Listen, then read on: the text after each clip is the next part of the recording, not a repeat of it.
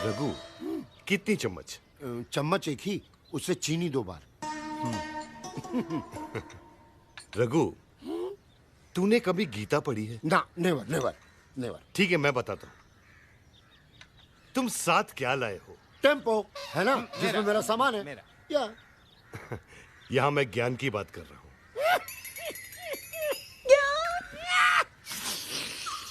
ठीक है, रिपीट।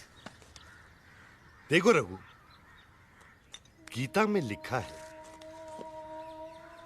कल जो तुम्हारा था आज वो मेरा है, आज जो मेरा है कल वो किसी और का होगा, समझे?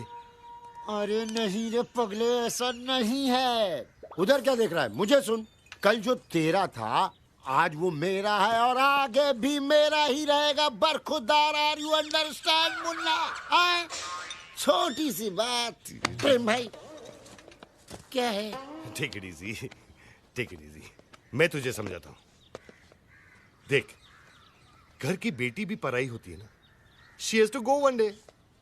इसलिए मैं कहता हूं, कल जो तेरा था आज वो मेरा है, आज जो मेरा है कल किसी और का होगा, समझा? गलत। कल तक जो तेरा था आज वो मेरा है और आगे भी मेरा ही रहेगा। अरे पागल, घन चक्कर, दिमाग घूम गया क्या तेरा? हट पागल, घन चक्कर, दिमाग घूम गया क्या तेरा? कल तक जो तेरा था आज वो मेरा है, आगे भी मेरा रहेगा। नहीं नहीं क्या?